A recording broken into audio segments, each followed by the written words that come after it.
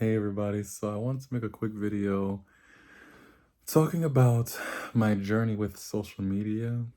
Um, as someone that primarily focuses on the arts, especially with singing, um, social media wasn't intimidating. Especially someone being like, I strive to uphold the standards of my faith, like many of you. So it can be hard to navigate that when it comes from creating videos to, what kind of background music can I use and, you know, showing your face on camera and singing on camera. So all those things I just wanted to touch on very briefly and how I navigated it to get to where I'm at now. Because I'm at a place now where I'm a lot more confident and a lot more studied. Um, um, and I want to touch on too how correction should push you to improvement, not to discouragement as well. I want to touch on that as well because I experienced that. And I know that everybody is at different places and correction can discourage a lot of people. So I want my viewers here to just to get a little bit of good out of my experience. So when I first got on social media, particularly, I was on YouTube for years, but I was doing a lot of different stuff on YouTube. I was doing a lot of overzealous churchy stuff on YouTube that y'all have never probably seen. And thank God you didn't, because I deleted everything. Because once I knew better, I did better. Thank God for that.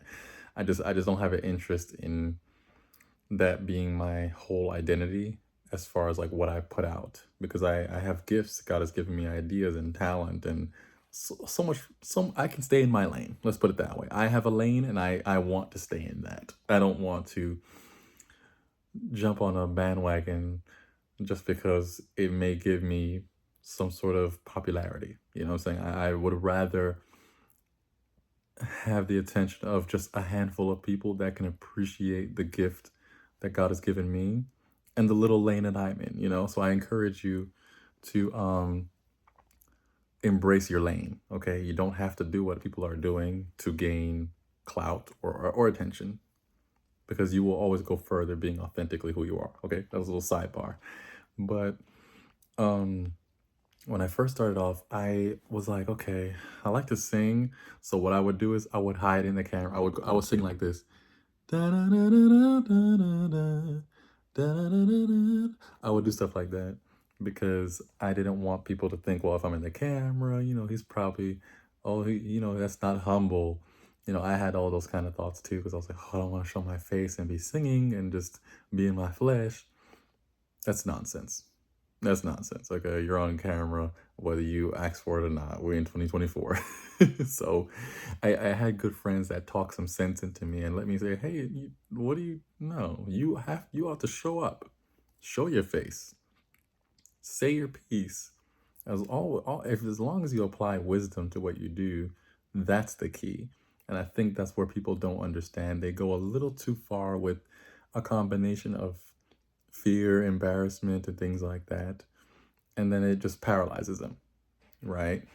So I want you to know from one person to another, I know what it's like to be very, very self conscious about your creative and artistic approach to things, especially if you're trying to upheld spiritual standards and things like that. So I get it. It's real. That's one of the main reasons why people are often apprehensive to do anything.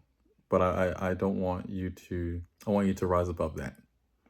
Um because showing it you can hide your face from the camera and still have a very proud heart. So is the heart what's more important or is what people will think more important? You see what I'm saying? It just all kind of boils down to what we think people will think. And that right there has no real substance. You get what I'm saying? So I just wanted to emphasize that. So that was a big part of my journey. And once I got over that hump, one of the things I did to help me, it took me some time. I ended up getting I ended up getting a little bit closer to the camera until by a certain amount of time I was able to get into it. So it's a process. You just have to take that journey. So if you have to put the camera at the ceiling, at least you're posting. And a lot of people will say, "Oh, social media is a distraction." It is. It is. It can be. It can be. But what's ironic is that social media is a tool, just like anything else. And it takes hard work to discipline yourself because there's so much negativity that gets promoted. People, like I said before, people thrive. They enjoy when they get to go on social media and see people talk about somebody or find out what happened to this person and how come this person did that and all that stuff. That's what most people enjoy and get fulfillment out of. But if you are like myself, that you're it's a little it's overwhelming. Sometimes a simple positive uplifting video about or a photo of just something positive that holds just as much value as all the drama in the world. And you can bring that to the table. You know, we need that.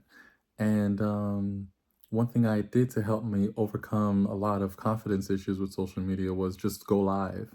I would go on Instagram and I had nobody would join my lives because I wasn't, I'm still really, I don't really have people that engage with me too much on social media for this variety of reasons for that. But for the most part, it was very intimidating, but I would just go live and just sing and talk to myself on there.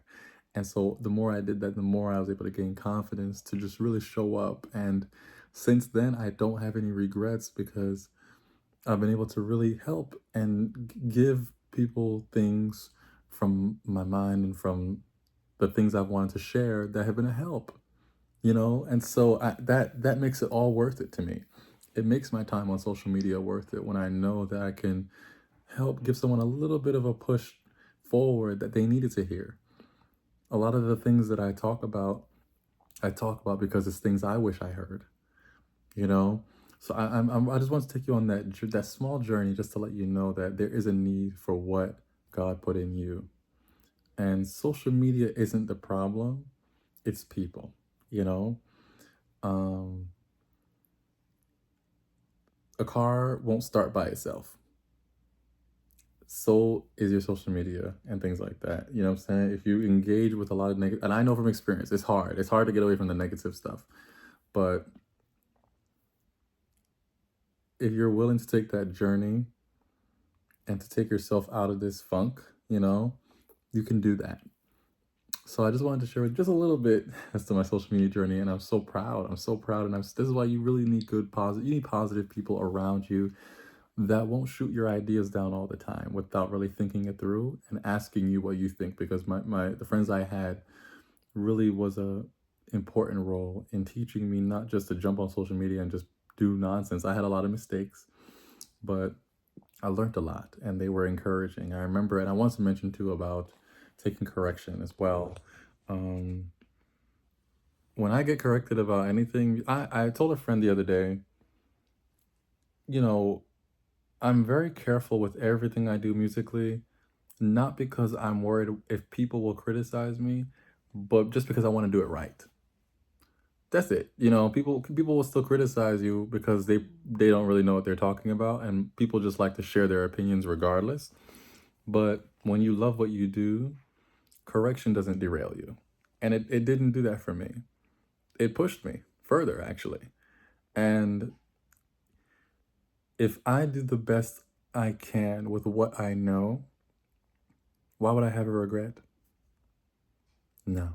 I would rather move forward with my life doing the best I can with the information I have and have to just start over if I have to do it better or if I have to do something, if I should have done something different and I get new knowledge, at least I can say I tried. And that actually does hold value. Intention always holds value. That's why correction should never deter you, but just push you forward. Okay? So I wanted to thank you for listening and you have a great rest of your day.